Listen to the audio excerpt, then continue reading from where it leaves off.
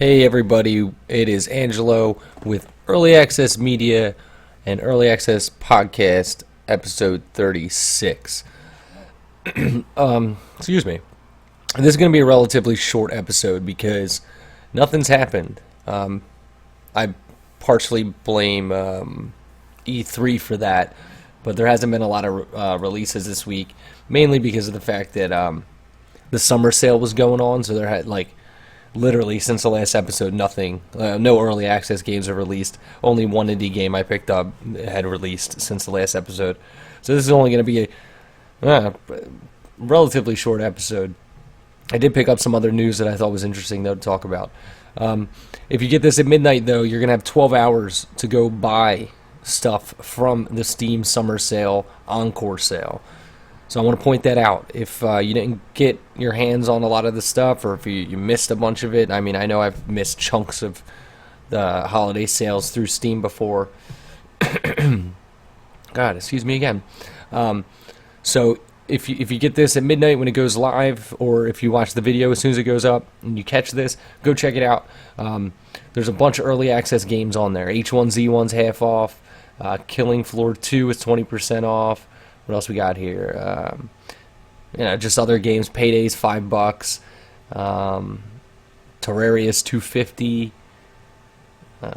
Counter-Strike's 50% off. That game Ark Survival Evolved is $5 off. We got a whole bunch of early access games here. You got Darkest Dungeon. Got The Long Dark. You got Don't Starve. 7 Days to Die. Space Engineers. The Forest. So there's a lot of really good titles out there that hit the Steam Summer Sale, and if you don't have them, go pick them up. They're relatively cheap. I didn't buy too much. The only game I bought during the Steam Summer Sale was actually the only game I've been playing since the last episode. So while there hasn't been any reviews, I don't really have any games to review right now because nothing's really come out. I think I have one game coming up, but I haven't. But I bought Dragon Ball Xenoverse. It was 50% off. It's still 50% off. So for $37 you can get it, and the season pass. So everything. I played 13 hours of it over the past couple days, and this game's incredible. It reminds me a lot of the old Dragon Ball games. The combat is just, it's arcadey. It's not super skill intensive, but it's awesome. I'm having a great time with it. I like the stories there. If you're a big Dragon Ball Z fan, you're gonna get a lot more out of this. It's not a technical fighter by any means, but I haven't really messed around with the online component of it yet. Just logging into the universe, like the hub world with everybody else.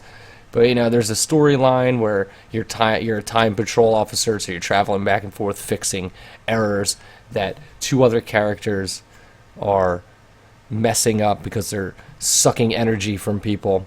Yeah, it's really interesting. It's a cool story. But like I said, if you like Dragon Ball, you'll get a lot out of it. And even if you don't like Dragon Ball, it's still a fun. I like the fighting style of these games is just awesome to me. Now, all the way back to Dragon Ball Budokai, they did something that most games, like fighting games, never really got right, and it's like the air combat to the ground combat. This feels good.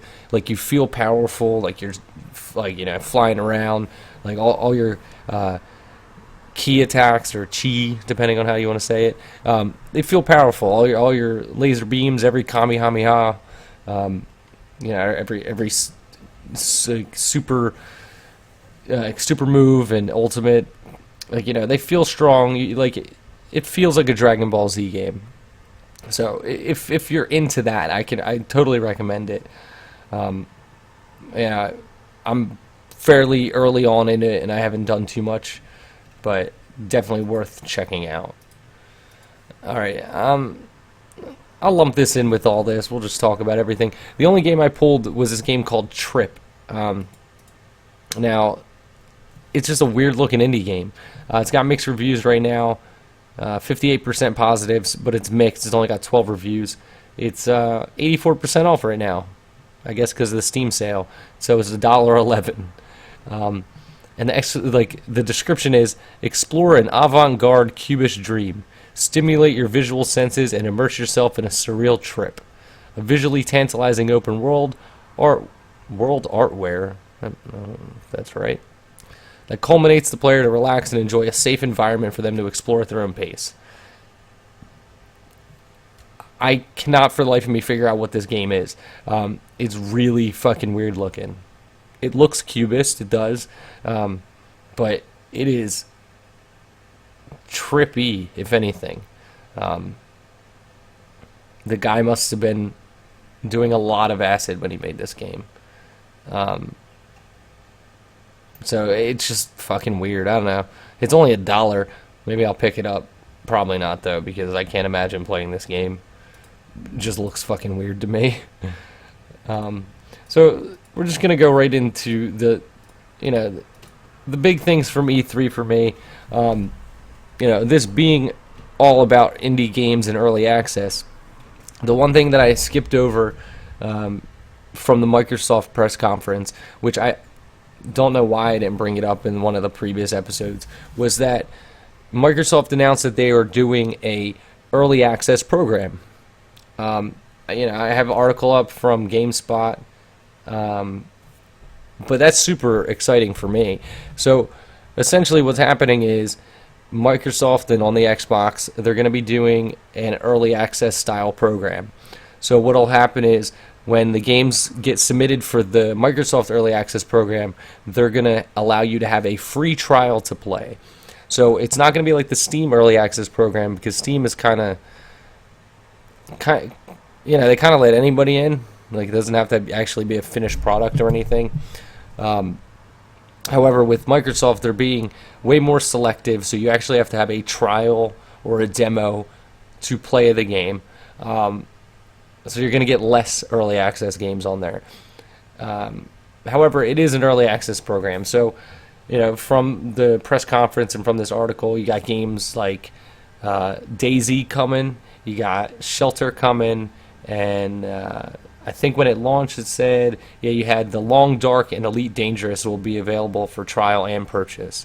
So instead of jumping in blindly, you'll be able to try out the game and then also play and then buy in if you want to. I think this is awesome. Especially if we'll see how it goes, but if Microsoft figures out a good way to vet the whole thing, it might help with the whole process. However, I do see it becoming an issue where the whole point of the early access program is to get developers in early and get people that are interested in a product early. So what this version of it does, it alleviates the problem of not knowing what you're going to get and whether or not the company is reliable or not, like the developer's reliable. However, it's kind of the risk-reward of jumping into an early access game. You want to be there from the bottom up. You don't want them already having all the systems in place. I don't know how much input you're going to have on a console early access game. I still think it's going to be predicated a lot on what's going on the PC version of these games, because all the games I mentioned, they're already PC early access games. So I know DayZ was, not DayZ, H1Z1's coming to, I think, PlayStation eventually. So that's already been out for months now. So by the time that gets to the console, it's already going to have so much work done to it. So I don't know, but we'll see. And then the other thing I wanted to bring up is that the backward compatibility for the Xbox exists as well. But I pulled this article from Kotaku by Patrick Klepek, games journalist.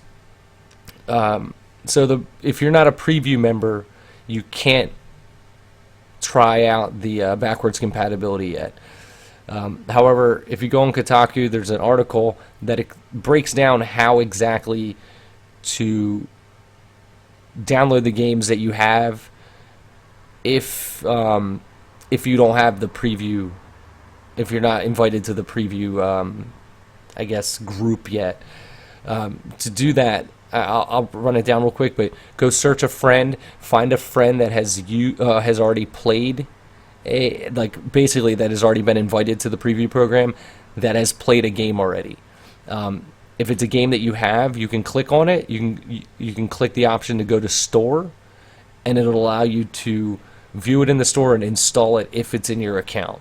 So it's a workaround. This was posted 2 days ago, though, and it even has a disclaimer that they're not sure if Microsoft is looking into it and if they're going to change the way this is, this is kind of like a workaround. But if it works, it works. If it doesn't, it doesn't. The link will be in the show notes for that. But that's going to do it for this episode. Like I said, it's been a relatively slow couple days. I mean, E3 is winding down, so it's going to, we're going to start ramping back up. There was a lot of great games announced at E3 this year. You got Fallout 4, you got Halo 5, you got the new Metal Gear. You got just a ton of really good games coming out. ReCore looks amazing. It's by the guys that did Mega Man. God, that game. Go watch the trailer for that. Actually, I'll toss a link in the show notes for it. That game just looks amazing. It is just a. It's not a gameplay trailer, so it is what it is. But go check that out. But as usual, excuse me. Go support the site however you want. Click through the Amazon banner on the website. Make sure you save that as your way that when you buy anything through Amazon, helps kick back a little bit to me. Well, not me personally, but to the website.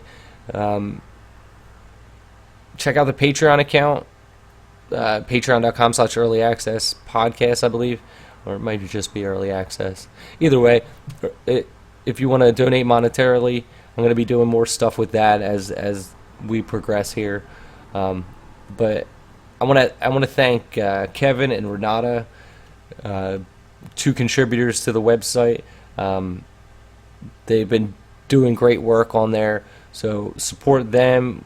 Share their articles that they post on the website, because it helps broaden the scope of the whole early access media brand.